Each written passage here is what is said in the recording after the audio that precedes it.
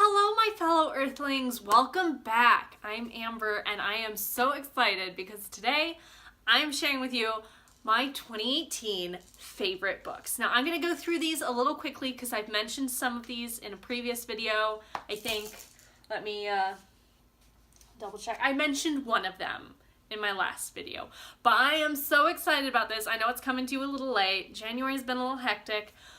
But I am just gonna dive right in. The first book that I'm going to mention is The Alliance by Gerald and Lund. This is a post-nuclear Holocaust read. It's about a utopian society and this young man who takes down that utopian society because it's really just a military state, and there's these like implants in the back of people's heads that keep them from like doing things that those in charge don't want them to do, and like keep them from like doing bad things and stuff. So it's a question on morality, it's a question on agency.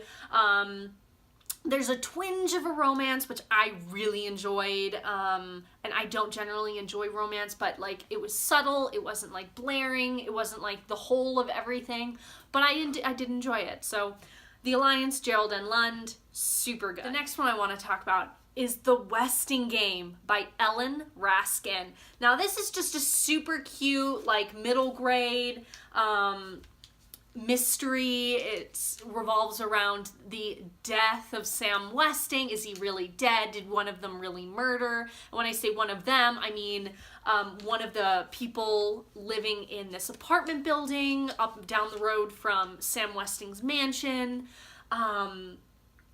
It is from multiple points of view. It's just lovely. I loved learning the motivations of the different people, their faults, their strengths, how they come together, how they kind of bring each other down. It was really interesting, and I really thoroughly enjoyed it. The next one will come as no surprise. It's Beneath the Sugar Sky by Seanan McGuire. Now, I just talked about in my 3 reviews video In an Absent Dream, which is the 4th book. This is the 3rd book, and this was quite lovely. I enjoyed it. I enjoyed learning about confection. So confection is the place where Sumi went when she went home. And I keep using air quotes. She goes home to like the soul home, the place where she's most comfortable, the place where it makes sense, the place not Earth. And this was just a lovely look at how different portal children come, or they're not even children, they're teenagers, how different teenagers, they come together and they understand the importance of home, and they understand the importance of helping each other get there, and the importance of saving a home that might be destroyed due to some events that happened in every heart of doorway. And I really enjoyed it.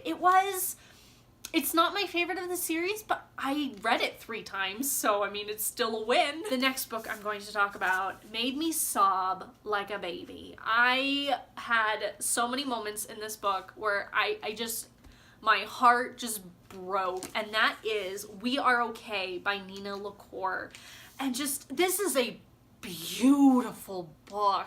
When I borrowed this from the library, I just marveled at just how beautiful it is and how lovely and stunning the end papers are. And when I read it and I clicked with it, and it just immediately, I was like, I need to read this. Like, I need to own this. I will reread this. It will become part of my just book family. And so after I'd finished reading this, I told my husband, I was like, we've got to go to the bookstore now. And of course my husband was obliged because he loves me and we both value reading and literature. But this just, yeah, Marin and her journey with found family and with friendship and with relationships and, you know, kind of dealing with grief. I found this to be really just relatable and heartbreaking, and and it built my empathy, and I'm really, really happy about that. Super, super good. One of my absolute favorites of last year.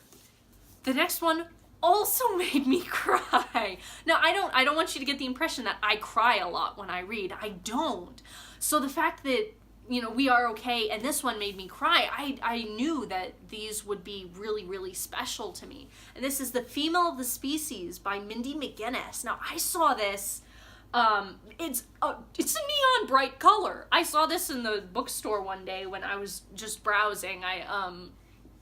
We didn't buy anything. We were there looking for a board game and we couldn't find it. So I was just browsing and I saw this and I was like, okay, that looks interesting. I have to see what this bold color of a cover, I have to see what it's about. And so I read the back and I was like, I gotta find it at my library, because I was like, that's an interesting idea of, this girl who's, maybe she's a psychopath, maybe she's a sociopath, maybe she's just different and odd, and maybe killing is, like her happy thing or whatever, which is weird. But I loved Alex and PK's relationship. I loved Jack and I loved Jack. I loved Alex. I loved PK. I loved the fact that this turns females shaming females on its head and says, hey, why are we actually doing this? What does it even matter? We should be supporting each other. And I really appreciated that. And this also calls into question, is it okay to hurt people who do bad things? Do they deserve it? Should we still be held accountable for our actions? That sort of thing. And so I loved this, and I will be rereading this. The next three I want to do really quickly. They're chapbooks. I am a subscriber to the Rattle Poetry Journal, and with each issue they release a chapbook, and I have never gone amiss with these. I've always loved them. I've always found great value in them. They've always touched my heart.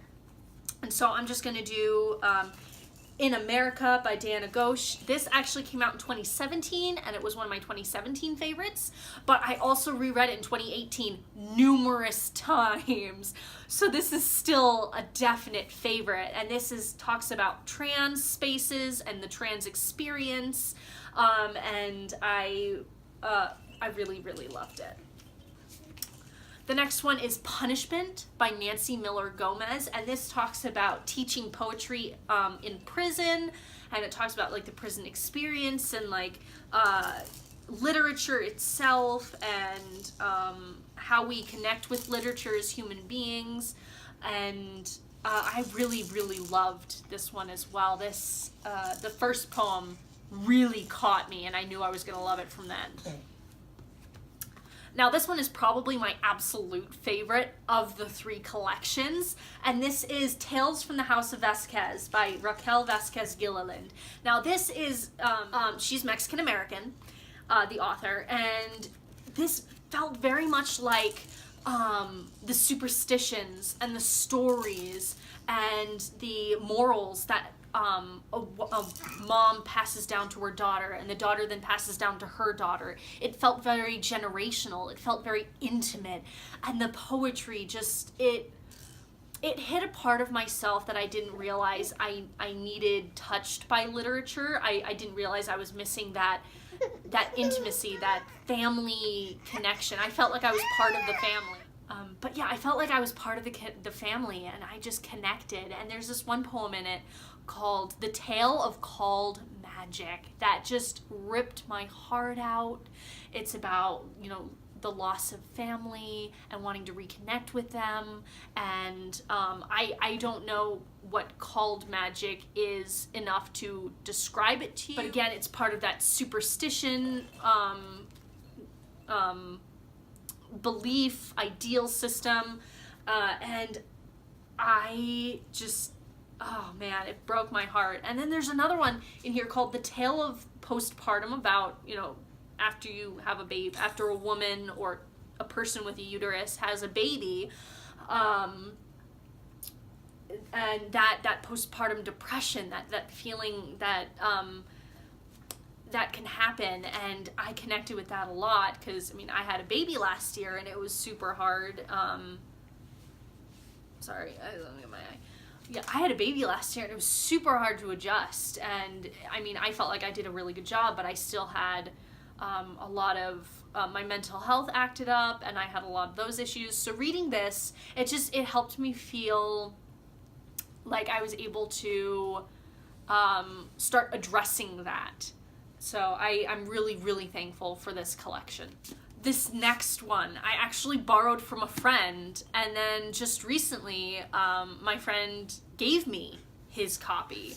And it's Churchill's Ministry of Ungentlemanly Warfare by Giles Milton. This is nonfiction, and it's about the people and the weaponry and the espionage used to take down Hitler in World War II. The subtitle is the Mavericks Who Plotted Hitler's Defeat. This was a character study. I loved reading about the spy adventures, the secret missions. I loved reading about the weaponry, even though it was disturbing because like this weaponry was used on, you know, other human beings. But I enjoyed this so much. I read it slowly. I savored it. I think I finished it right before my son was born. And I was like, I've got to get a copy of this. I gotta own this. Like, this is definitely something I want to reread and dip my toes back in and just read again. Yeah, definitely. Okay, I'm repeating myself, so I should probably move on. Now, this last one I mentioned in a previous video, and that's The Poet X by Elizabeth Acevedo. Now, this is just a scrumptious read. You feel frustrated for Xiomara, you feel happy for her, you just want to be there with her as she's struggling with her family and with schooling and what she wants and with religion. And I thoroughly enjoyed this one, and I want to reread this one. I'm trying to get finished with the books I'm in the middle of right now before I reread this one, but honestly, I don't know how much longer I can keep myself from not rereading this one. I just want to read it and then pick it up and read it again and then pick it up and read it again. Like, it's just one of those that I connected with on such a deep level that I know that this is going to stick with me for a really long time. Now, that's everything. Thanks for sticking with me and for listening to my favorite reads of 2018. Thanks for listening to my son make a ton of noise. I'm really enjoying myself, and January's been hard, but it's been really good. I've enjoyed the video games I've been able to play. I've enjoyed the board games that my husband and I have been able to play. I've just enjoyed figuring things out, setting up, planning for my writing projects that I want to get going in February. I wanted to take January off just to like reassess and see where I wanted to go with the various projects I have in motion. And I've really enjoyed myself, and I look forward to seeing you next time. Have a good day. Bye.